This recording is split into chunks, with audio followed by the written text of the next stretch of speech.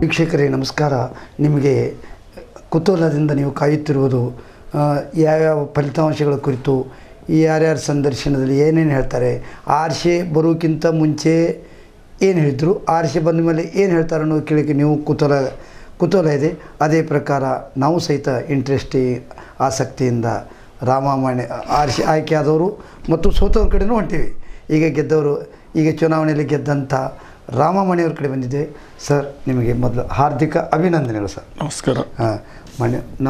ನೀವು ಒಬ್ಬರು ಒಂದು ವಾರ್ಡಿಗೆ ಸೀಮಿತ ಅಲ್ಲ, ನೀವು ಚಿಕ್ಕೋಡಿ ಪಟ್ಟಣದ ಒಬ್ಬ ಜವಾಬ್ದಾರಿಯುತವಾದಂಥ ಕಾಂಗ್ರೆಸ್ಸಿನ ಲೀಡರು ಪ್ರಕಾಶ್ ಹುಕ್ಕೇರಿಯವರ ನಿಷ್ಠಾವಂತರು ಆದಂಥ ನಿಮಗೆ ನಾನು ಕೇವಲ ವಾರ್ಡಿಗೆ ಸಂಬಂಧಪಟ್ಟಂತೆ ಕೇಳೋದಿಲ್ಲ, ನೇರವಾಗಿಯೇ ಕೇಳ್ತೇನೆ.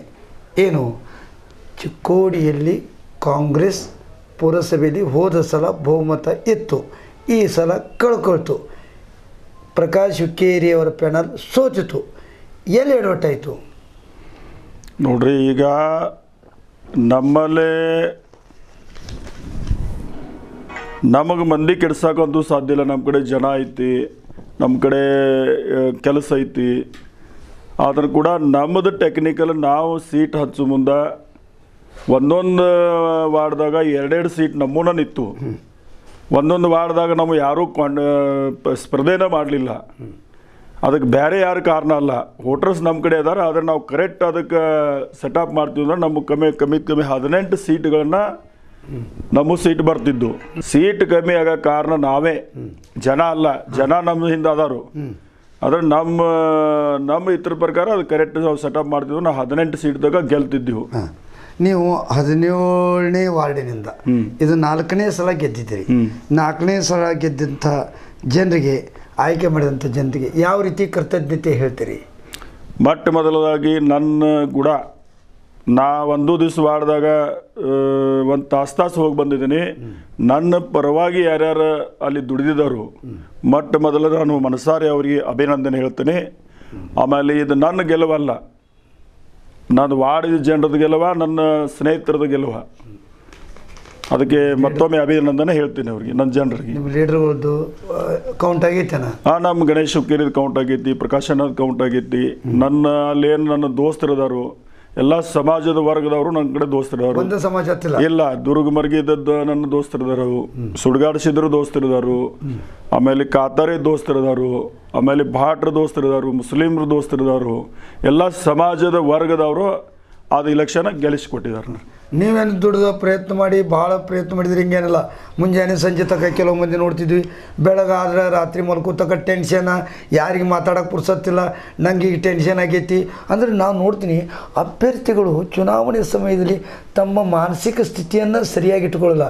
ಬೇರೆದವ್ರು ಕೂಡ ಇರಲಿ, ಅವ್ರು ತಮ್ಮ ಹೆಂಡತಿ ಬಂದ್ರೂ ನಮಗೊಬ್ರು ಹೇಳಿದರು, ಮಾತಾಡಲಿಕ್ಕೆ ಟೆನ್ಷನ್, ಒಂದು ಕಾಲಕ್ಕೆ ಚಪ್ಪಲ ಒಂದು ಕಾಲಕ್ಕೆ ಬುಟ್ಟ ಹಾಕೊಂಡು ಹೋಗುವಂಥ ಪರಿಸ್ಥಿತಿ ಅಭ್ಯರ್ಥಿಗಳು ಬರ್ತದಂತ. ಹಿಂಗೆ ಯಾಕಾಗ್ತದೆ? ಹೌದ್ರಿ, ಅವ್ರಿಗೆ ಭೀತಿ ಇರ್ತೈತಿ. ನಾನು ಇಲೆಕ್ಷನ್ದಾಗ ಸ್ಪರ್ಧೆ ಮಾಡಿದ ನಂತರ ನಾ ಎಲ್ಲಿ ಸೋಲ್ತೇನೆ, ಆಮೇಲೆ ಯಾವುದು ಪರ್ಸ್ದಾಗ ಗೆಲ್ಲು ಅಂತ ಅವ್ರಿಗೆ ಆಸೆ ಇರ್ತೈತಿ. ಆಸೆ ಇದ್ದ ಮೇಲೆ ಅದಕ್ಕೆ ಆ ಟೈಪ್ ಆಗ್ತೈತಿ. ಆದ್ರೆ ನಾನು 3-4 ಸಲ ನಿಂತಾಗ ನನಗೆ ಅನುಭವ ಇದ್ದಾಗ ನನಗೆ ಆ ರೀತಿ ಇಲೆಕ್ಷನ್ ಆಗೋದಿಲ್ಲ. ಇಲೆಕ್ಷನ್ ಆಗೋದ ಬೇರೆ. ನಾವೆಷ್ಟು ಗಡ್ಬಡಿ ಇದು ಮಾಡಿದ್ರೆ ಮಾತಾಡೋ ಟೈಮ್ ಇಲ್ಲ, ನಂಗೆ ಹಂಗಾಗೈತಿ ಹಿಂಗಾಗೈತಿ, ಇಲ್ಲ ಪ್ರಧಾನಮಂತ್ರಿನೋ ರಾಷ್ಟ್ರಪತಿನೋ ಇದ್ದಂಗೆ ಮಾತಾಡ್ತಾರಲ್ಲ. ಅಂಥವ್ರು ಎಂದೂ ಮೆಂಬರ್ ಆಗೋದಿಲ್ಲ. ಆ ಟೈಪ್ ಏನು ಮಾಡ್ತಾರಲ್ಲ ಅಂಥವ ಎಂದೂ ಮೆಂಬರ್ ಆಗೋದಿಲ್ಲ, ಆಗಬಾರ್ದು, ಆಗೋದು ಇಲ್ಲ. ಯಾಕಂದ್ರೆ ಅವ್ರಿಗೆ ಅವ್ರ ಕಂಟ್ರೋಲ್ ಇಡಂಗಿಲ್ಲ ಅಂದಾಗ ಇನ್ನು ಮಂದಿದ ಕೆಲಸ ತಿಳ್ಕೊಂಡು ಅವ್ರು ಏನು ಮಂದಿಗೆ ಸೇವಾ ಏನು ಕೊಡ್ಬೋದು?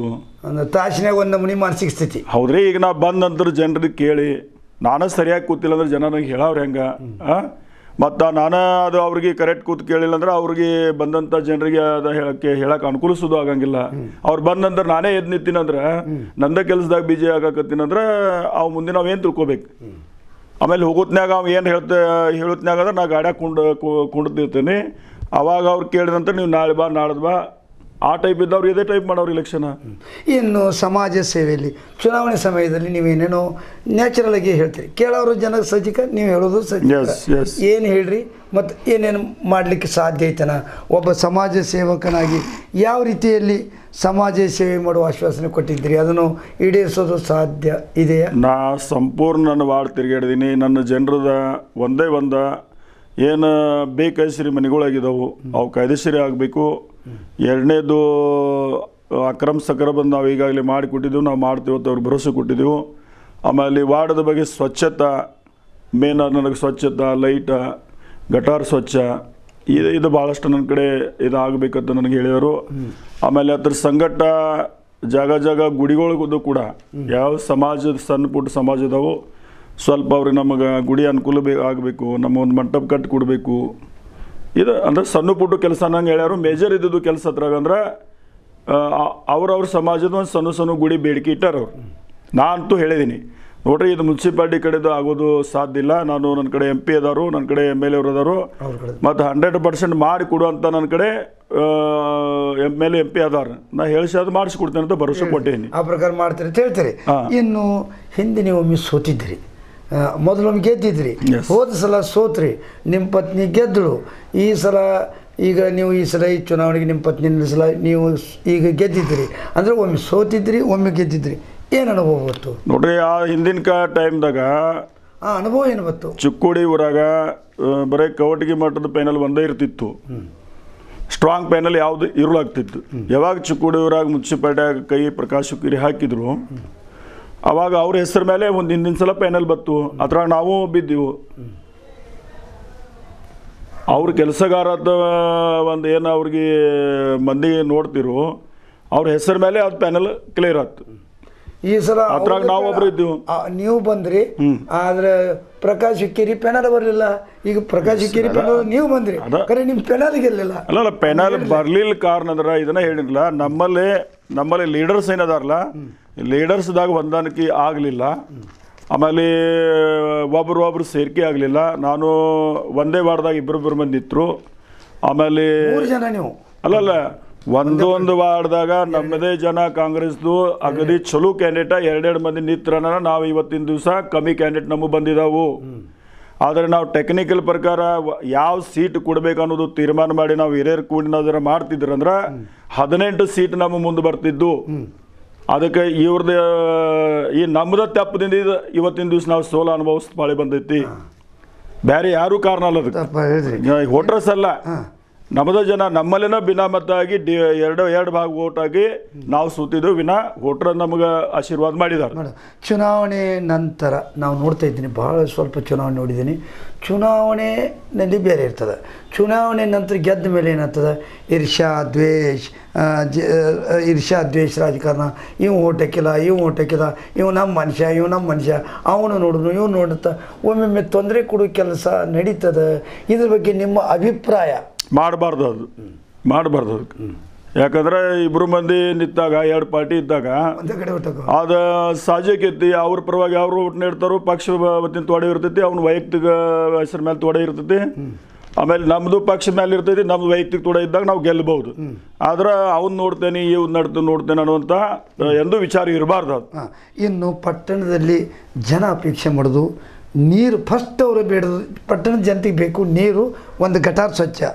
ಈ ಸಮಸ್ಯೆಗೆ ನಿಯಮಿತವಾಗಿ ನೀರು ಬರುವಂಥ ವ್ಯವಸ್ಥೆ ಮುಂದಿನ ದಿನಮಾನದಲ್ಲಿ ಆಗಬಹುದಾ?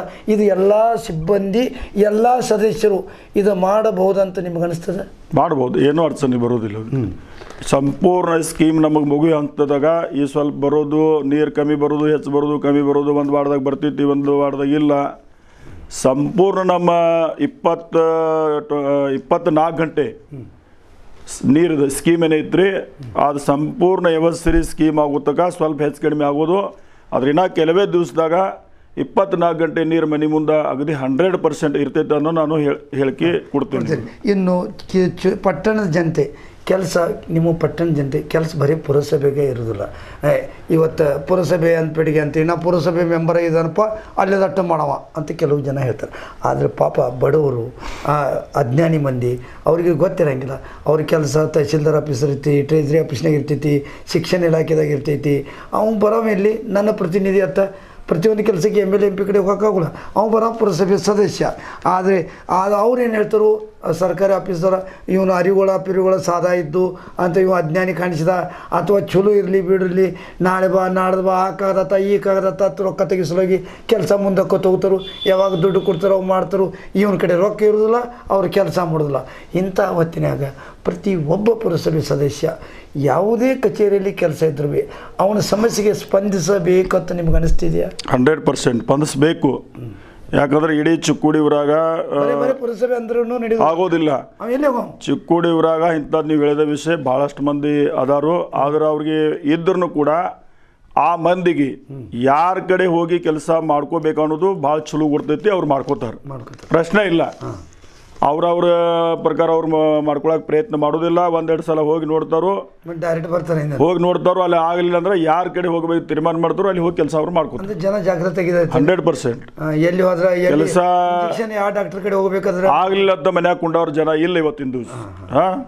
ಆ ಪರಿಸ್ಥಿತಿ ನಮ್ಮಲ್ಲಿ ಚಿಕ್ಕೋಡಿ ಊರಾಗ ಉಳಿದಿಲ್ಲ. ಜನ ಸಾದಾ ಇದ್ರು, ಒಂದು ಗರೀಬ್ ಮನುಷ್ಯ ಇದ್ರು ಕೂಡ ಅವ ಜಾಗೃತ ಆಗಿದ್ದಾನು. ಯಾರ ಕಡೆ ಹೋಗಿ ಮಾಡ್ಕೋಬೇಕು ಅನ್ನೋಂಥ ಅವನ ಕಡೆ ತಲೆ ಐತೆ, ಅವ್ರು ಮಾಡ್ಕೋತಾರೆ. ಇನ್ನು ಚಿಕ್ಕೋಡಿ ಪಟ್ಟಣದಲ್ಲಿ ಭ್ರಷ್ಟಾಚಾರ ಭಾಳ, ಪುರಸಭೆಯಲ್ಲಿ ಆಗಲಿ ಪ್ರತಿಯೊಂದು ಪುರಸಭೆಯಲ್ಲಿ ಅಲ್ಲಿಯೂ ಕೆಲಸ ಇರ್ತಾವೆ. ಪುರಸಭೆಯಲ್ಲಿ ಅಲ್ಲಿ ಭ್ರಷ್ಟಾಚಾರ, ರೊಕ್ಕ ಕೊಟ್ಟರೆ ಕೆಲಸ ಆಗ್ತಿತ್ತು. ಇದು ಎಲ್ಲ ಕಡೆ ಐತತ್, ಎಲ್ಲ ಜನ ಮಾತಾಡ್ಲಿಕ್ಕೆ. ಇದು ಒಂದೇ ಪುರಸಭೆ ಅಲ್ಲ. ಅದಕ್ಕೆ ಪುರಸಭೆ ಸದಸ್ಯ ಇದಕ್ಕೆ ಸ್ಪಂದನೆ ಮಾಡಲಿಕ್ಕೆ ಯಾಕೋ ಹಿಂದೆ ಮುಂದೆ ನೋಡ್ತಾರೆ. ಇಲ್ಲ ಈಗ ನೀವು ಹೇಳೋದು 100%. ಚಿಕ್ಕೋಡಿ ಮುನ್ಸಿಪಾಲ್ಟಿ ಒಳಗೆ ಭ್ರಷ್ಟಾಚಾರ ಆಗೈತಿ ಅಂತ ಯಾರು ಹೇಳ್ತಾರೆ, ಯಾರು ಕೇಳ್ತಾರೆ, ನಾವು ಅದು ಕೇಳಂಗಿಲ್ಲ. ಆದ್ರೂ ಕೂಡ ಅದಕ್ಕೆ ಅಪೋಷನ್ ಇರ್ತೈತಿ. ಅದಲ್ಲದೆ ಇಡೀ ಚಿಕ್ಕೋಡಿ ಊರಾಗ ಜನನೂ ಇರ್ತಾರೆ. ಮತ್ತು ಒಂದು ಎಲ್ಲಿ ಭ್ರಷ್ಟಾಚಾರ ಆಗ್ತೈತಿ ಅಂತ ಒಂದು ನೀವು ಭ್ರಷ್ಟಾಚಾರ ಅವಕಾಶ ಮಾಡಿ ಅವಕಾಶ ಮಾಡಿ ಕೊಟ್ರಿ ಅಂದ್ರೆ ಜನ ಸದಸ್ಯರು ನೋಡ್ರಿ. ಅದಕ್ಕೆ ಸದಸ್ಯರು ಅಷ್ಟೇ ಕಾರಣ ಅಲ್ಲ. ನೀವೇನು ಭ್ರಷ್ಟಾಚಾರ ಆಗಾಕ ಇವತ್ತಿನ ಜನನೂ ಕಾರಣದಾರು. ಎಸ್, ಒಂದು ಸಲ ಅವ್ರು ಒಳನೆ ಹಚ್ಚಿರೋ ನಮ್ಮ ಆಫೀಸರ್ ಮಂದಿಗೆ ಅವು ಚಲೋ ಇದ್ದದ ಕೆಲಸನೂ ಕೂಡ ಪೆಂಡಿಂಗ್ ಇಟ್ಟು ಆ ರೊಕ್ಕ ಕೊಡಿಸುವಾಗ ಮಾಡಕ್ಕೆ ಬರಬಾರ್ದಂಥ ಪರಿಸ್ಥಿತಿ ಅದು ಜನರ ಮಾಡ್ತಾರೆ. ಯಾಕಂದ್ರೆ ಅವ್ರಿಗೆ ಟೈಮ್ ಇರೋದಿಲ್ಲ. ಏನು 4 ರೂಪಾಯಿ ತಗೋಪ ಮತ್ತು ನೀನು ನನ್ನ ಕೆಲಸ ಮಾಡಿ ಕೊಡು ಅಂತ ಗಂಟು ಬಿದ್ದ ಕೆಲಸ ಮಾಡ್ಕೊತ ಹೋಗ್ತಾರೋ. ಅದ್ರ ಹಿನ್ನೆಲೆ ಯಾರ್ಯಾರು ಜನ ಬರ್ತಾರೋ ಅದ ಒಳನ ಹಚ್ಚಿ ಅವ್ರು ಮಾಡ್ಕೊತ ಹೋಗ್ತಾರೋ. ಇವತ್ತು ಕಾರಣ ಜನನೇ ಅದಕ್ಕೆ.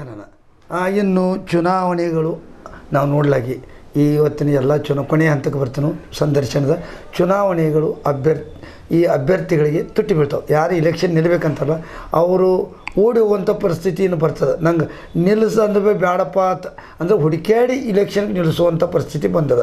ಅಂದರೆ ತುಟ್ಟಿ ಬೀಳಲಿಕ್ಕತ್ತದ, ಖರ್ಚು ಹೆಚ್ಚಾಗ್ಲಿಕ್ಕತ್ತದ. ಅದಕ್ಕೆ ನಿಮ್ಮ ಅಭಿಪ್ರಾಯ ಏನು? ಹುಡುಕಾಡಿ ತರುವಂಥ ಪರಿಸ್ಥಿತಿ ಬರಬಹುದಾ? ಹುಡುಕ್ಯಾಡಿ ಈಗ MLA ಇಲೆಕ್ಷನ್ ಏನು ಮುನ್ಸಿಪಲ್ ಇಲೆಕ್ಷನ್ ನಮ್ಮ ಚಿಕ್ಕೋಡಿಯಾಗ ನಡೆದಿದ್ರಲ್ಲ, ಸಾದಾ ಗರೀಬ್ ಮನುಷ್ಯ ಕೆಲಸ ಮಾಡುವಂಥ ದಿವಸ ಉಳಿದಿಲ್ಲ. ಆಮೇಲೆ ಅವ್ರು ನಿಲ್ಲಬಾರ್ದು.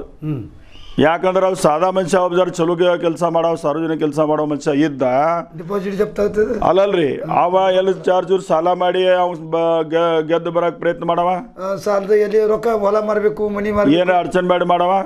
ಆ ರೊಕ್ಕ ಇಲ್ಲಿ ಎಲೆಕ್ಷನ್ದಾಗ ಪುರ್ಸಂಗಿಲ್ಲ. ಆರ್ಸಿ ಬಂದನು ಕೂಡ ಪುರ್ಸಕ್ಕಾಗಂಗಿಲ್ಲ. ಮತ್ತು ಈಗೇನು ನಡೆದೈತಿ ರೊಕ್ಕಿಂದ ಯಾವಾರ ಇಡೀ ಚಿಕ್ಕೋಡಿ ಅಲ್ಲ, ಇಡೀ ನಮ್ಮ ದೇಶದಾಗ ಅಗದಿ ಸುಂದರ ಕೆಲಸ ನಡೆದೈತಿ. 4 ಮಂದಿಗೆ ರೊಕ್ಕ ಮುಟ್ಟಾಕದಾವು. ಮತ್ತು ಹಿಂಗೆ ಇರ್ಬೇಕು ನನ್ನ ಅನಿಸ್ಕಿ. ಯಾಕಂದ್ರೆ ಹೆಂಗೆ ಗೋಳಿ ಮಾಡಿದ ರೊಕ್ಕ ಒಂದು ಮನಿ ತೆಪ್ಪುಲ್ದ ರೊಕ್ಕ ಹಂಚಾಕದಾರು. ಇದು ಚಲೋ ಅಲ್ಲ, ಕೆಟ್ಟೇನಿಲ್ಲ. ತಿರ್ಗಾಡಿ ಇಡೀ ದೇಶದಾಗಿಂದ ಮಂದಿಗೆ ದಾನ ತಿಳ್ಕೊಬೇಕು. ದಾನ ಅಂತ ತಿಳ್ಕೋದು ಮಾಡಾಕತ್ತಿಲ್ಲ. ಅವ್ರ ಪನಿಷ್ಮೆಂಟ್ ಅಂದ್ರೆ ಬೇಡ್ರೆ ಯಾರಿಗೆ ಭಿಕ್ಷಾ ಕೊಡ, 1 ಪೈಸಾ ಕೊಡೋದಿಲ್ಲ. ಇಂಥದಕ್ಕೆ ಬೇಕಾದ್ರೆ ಮನೆಗೆ ಅವ್ರ ಸ್ವಾರ್ಥ ಸಂಬಂಧ ಯಾಕೆ ರೊಕ್ಕ ಮನ್ಯಾಗಿಂದ ಹೊರಗೆ ತಂದು ಏನು ಕೊಡಾಕದಾರಲ್ಲ, ಅಗದಿ ಬಂಗಾರಕ್ಕಿಂತ ಆ ಕಡೆ ಐತಿ. ಮತ್ತು ಹಿಂಗ ಆಗಬೇಕು. ನೀವು ಬೇಡಾಕ್ ಹೋದ್ರ ಅಥವಾ ಏನ್ರಿ ನೀವು ಅವ್ರ ಕಡೆ ರೊಕ್ಕ ಹೊರಗೆ ತೆಗಿಯಾಕಾದ್ರೆ ಎಂದೂ 1 ಪೈಸಾ ಬರಂಗಿಲ್ಲ. ಇಲೆಕ್ಷನ್ ಯಾವ್ದ್ರಿ ಆಶೆಗಾಗಿರ ರೊಕ್ಕ ಹೊರಗೆ ಬಂದು ಮಂದಿಗೆ ಮುಟ್ಸಾಕದಾರು. ಅತಿ ಸಂತೋಷದ ಸುದ್ದಿ. ಒಂದು ಮನಿ ತಪ್ಪಿರ ಈಗ ತಿಳ್ಕೊರಿ, ನಾನ ಮೆಂಬರ್ ಅದೇನಿ. ನಾನಾ ಮೆಂಬರ್ ಅದೇನಿ ಒಂದು ಏನು ಕೊಡುವಂಥ ಪ್ರಸಂಗ ಬತ್ತಂದ್ರೆ ಒಂದು ಮನೆ ತೆಪ್ಪಿದಂದ್ರೆ ಅವ್ರಿಗೆ ನಾವು ಮನೆ ಹತ್ತಾಗ ಹೋಗಿ ರೊಕ್ಕ ತಗೋಲಿಲ್ಲ ನಾವೇನು ಕೇಳ್ತೀವಿ ನೀನು ನನಗೆ ಓಟ್ ಹಾಕಂಗಿಲ್ಲ ನಾನು ತಗೋಲ್ಲ ಪೈಲ ತಗೋ ಈ ಪರಿಸ್ಥಿತಿ ಬಂದ ಮತ್ತು ಅವರು ಲೀಡರ್ ಏನಿರ್ತಾರೋ ನೋಡಪ್ಪ ಒಂದು ಮನೆ ತೆಪ್ಪಿದ್ರೆ ನೀ ಒಂದು ಥೋಡೆ ನೀ ಖರ್ಚಿಗೆ ಇಟ್ಕೋಕ್ರೆ ತಿರುಗಾಡಿ ಮತ್ತೊಮ್ಮೆ ಸರ್ವೆ ಮಾಡು ಮತ್ತು ಹಂಚೋದು ಚಲೋ ದಿವ್ಸ ಬಂದಾವಲ್ಲ ಕೆಟ್ಟ ಇಲ್ಲಿದ್ರು ಕೆಟ್ಟ ಚಲೋನ ಅಂತೀರಿ ಹೌದ್ರಿ ಮತ್ತೆ ಇದಕ್ಕೆ ಚಲೋ ಮತ್ತೆ ಏನು ದಿವ್ಸ ಬೇಕಾಗಿದಾವು. ಇನ್ನು ಕೊನೆಯದಾಗಿ ನಿಮ್ಮ ವಾರ್ಡಿನ ಜನತೆಗೆ ಚಿಕ್ಕೋಡಿ ಪಟ್ಟಣ ಜನತೆಗೆ ಏನು ಹೇಳಬಯಸ್ತೀರಿ? ಈ ಚಿಕ್ಕೋಡಿ ಜನತೆ ಮಂದಿಗೆ ಏನು ಹೇಳೋದೈತಿ ಈಗ ನೋಡ್ರಿ, ಈಗ ಹಿಂದಿನ ಟೈಮ್ ಪ್ರಕಾಶ್ ಇದು ಅಭಿವೃದ್ಧಿ ಕುರಿತು ಅದ ನೋಡ್ರಿ, ಹಿಂದೆ 5 ವರ್ಷ ನಮ್ಮದು ಆಡಳಿತ ನೋಡಿದರು. ಹಿಂದಿನ 5 ವರ್ಷದಾಗ ಏನೇನು ಕೆಲಸ ಆಗಿದಾವೆ ಜನ ನೋಡಿದರು, ಏನೇನು ನೋಡಿದಾರು. ಮುಂದೆ ಕೂಡ ಈಗ ಬರ್ತಕ್ಕಂಥ ದಿವಸದಾಗ ಚಲೋ ಆಗಬೇಕು. ಜನರಿಗೆ ನಮ್ಮ ಇಡೀ ಚಿಕ್ಕೋಡಿ ಊರಾಗ ಜನತೆಗೆ ಸ್ವಚ್ಛತಾ ಬಗ್ಗೆ ಇರಲಿ, ಕುಡಿಯುವ ನೀರು ಬಗ್ಗೆ ಇರಲಿ, ಆಮೇಲೆ ಗಟಾರ ಆಗಲಿ, ಏನೋ ಒಟ್ಟು ಮಂದಿಗೆ ಜನರಿಗೆ ಮುನ್ಸಿಪಾಲ್ಟಿ ವತಿಯಿಂದ ಸವಲತ್ತು ನಾವು ಕೊಡಬೇಕಾಗಿತ್ತು. ಅದು ಕೊಟ್ಟರೆ ನಮ್ಮ ಜನರಿಗೆ ಒಳ್ಳೆದೈತಿ, ನಾವು ಕೊಡುವಂಥ ಪರಿಸ್ಥಿತಿ ನಾವು ಅದು ಮಾಡ್ತೇವೆ. ಮನೆಯವರೇ ಬಹುಶಃ ನಾವು ಅಪೋಸಿಷನ್ದಾಗ ಕೂತ್ರೂ ಕೂಡ ನಾವು ಚಿಕ್ಕೋಡಿ ಊರ ಜನತೆಗೆ ಏನೇನು ಮುನ್ಸಿಪಾಲ್ಟಿದಿಂದ ಸವಲತ್ತು ಕೊಡಬೇಕಾಗೈತಿ ಅದ್ರಾಗ ಎಲ್ಲರೂ ಅಡ್ಡ ಬಂದ್ರೆ ನಾವೇನು ಗಪ್ ಕುಂಡಂಗಿಲ್ಲ, ನಾವು ಹೋರಾಟ ಮಾಡವ್ರ. ರಾಮು ಮನೆಯವರೇ, ನೀವು ಬಹುಶಃ ಇವತ್ತು ಗೆಲುವಿನ ಸಂಭ್ರಮದಲ್ಲಿದ್ದರೂ ಸಹಿತ ನಿಮ್ಮ ಅನಿಸಿಕೆ ಅಭಿಪ್ರಾಯಗಳನ್ನು ನಮ್ಮೊಂದಿಗೆ ಹಂಚಿಕೊಂಡಿದ್ದಕ್ಕೆ ಧನ್ಯವಾದಗಳು. ನಮಸ್ಕಾರ.